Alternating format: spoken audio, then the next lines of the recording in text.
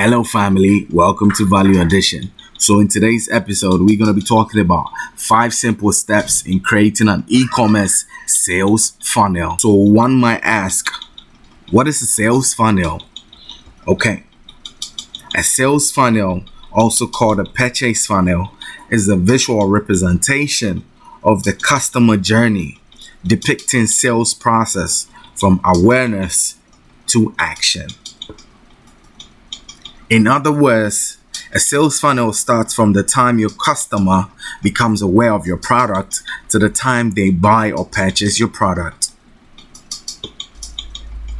Sales funnels are important because it increases customer retention and it also helps with cross-selling. Let's get into it. 5 stages in e-commerce sales funnel. Stage 1 is the awareness stage. This is where your initial exchange with potential customers. This is where they ask you, you first get in contact with your potential customers. When people become aware of your e-commerce business, that's the awareness stage. With this, when people become aware of your e-commerce business, products or services, they see your e-commerce store. Okay, they can see it looking all good with products and services and all of that. With this stage, one of the things you have to do is that you have to inform people about your e-commerce business. You have to let people know, okay, so you're into e-commerce, you have like very, very beneficial product, you have very beneficial services.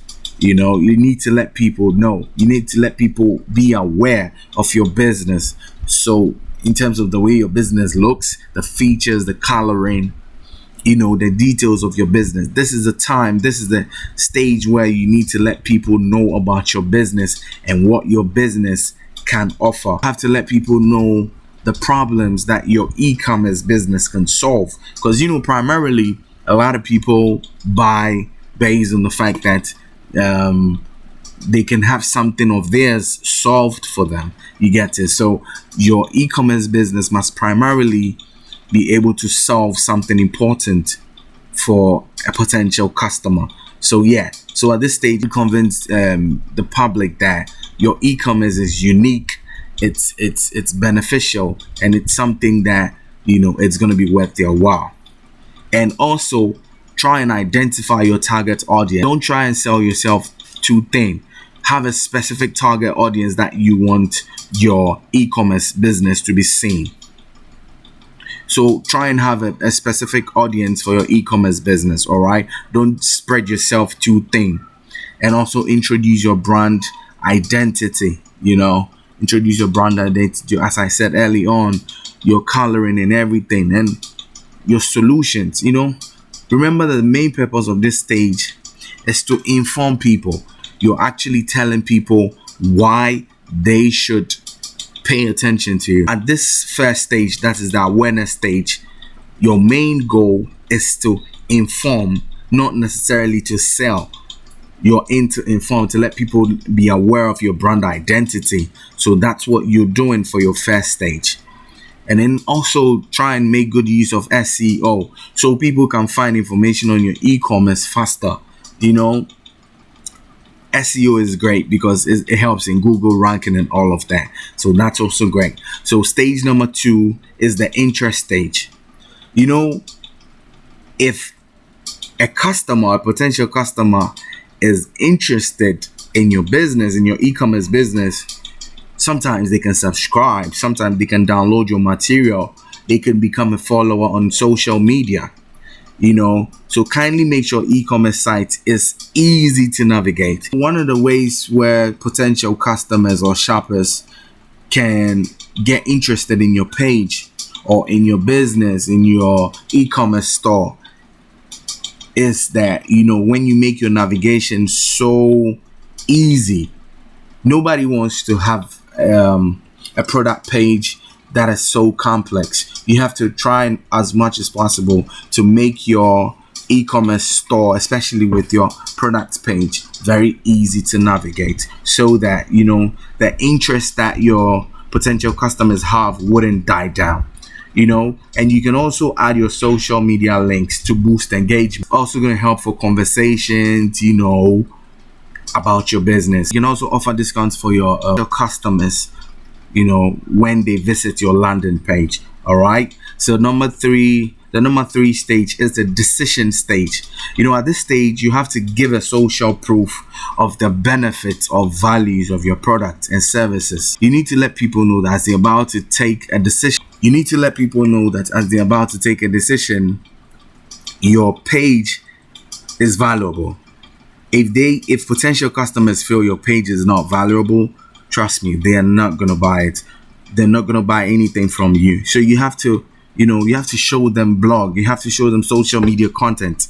Especially you have to show them expert reviews. You have to show a social proof. You need to let people know that, okay, so X person bought this, Y person bought that, and they tried your products or services and it was great. You need to let people know that, okay, so you actually had previous buyers who bought your product or services, they used it and it was great for them. You need to let your customers give you feedback so you can use it as social proof, so that you can use it as expert reviews. You can also do case studies. You can also let people put out their testimonials, how they felt when they should put their honest testimonials, how they felt when they used your product or how they felt when they used your services. This is going to go a long way for people to really decide to buy your product, because at the end of the day, let's say you go to an e-commerce business that sells iPhones,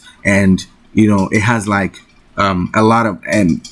a lot of reviews that says that, oh, so I bought from this e-commerce and it was great. A lot of people are going to love it and they're going to trust you more.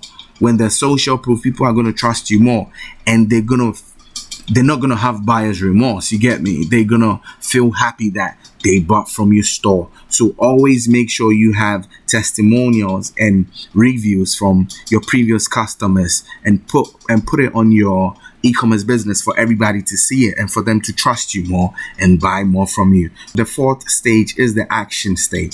Kindly make sure to give your buyers a very smooth buying process. Sometimes you go to certain e-commerce businesses or platforms or stores, and it's quite difficult. You're there, it's like their checkout pages are pretty difficult. Pages are not easy to navigate, because in this stage you want to make a purchase, and try as much as possible that instead of letting your potential customers fill out so many forms before they check out, what you should actually do is let them get done with whatever they do. When they're about to check out, then you let them sign in, and try and make your checkout process and your checkout page not too cumbersome, not too difficult, not too lengthy. Try as much as possible to make sure your checkout is also very simple, so that at this fourth stage of the action stage, they can actually make a decision to buy from you. And the truth is, a lot of people don't want to buy something online or from an e-commerce store if they realize that and the checkout page is, it's very difficult to navigate and all that. So please keep it simple. Keep it simple, please. Okay. So always keep your checkout page very simple. So the fifth and last stage is repeat business stage.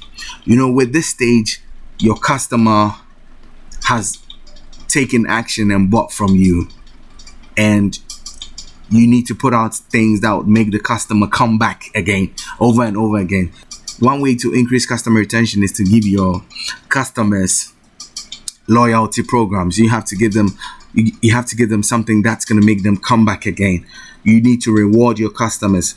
Sometimes you can give them gift cards. Sometimes you can give prizes, for the best customers. You can also invite them to exclusive events, VIP events, anything you can do in your power to ensure that your customers are going to keep coming back, so that they're not just going to buy from you once, they're going to keep buying and buying. Okay, so kindly subscribe, like, share if you found this information valuable. Thank you very much for listening. Thank you very much for watching. Have a great day. Never give up on your passion. You're going to do great. Yeah? Cheers.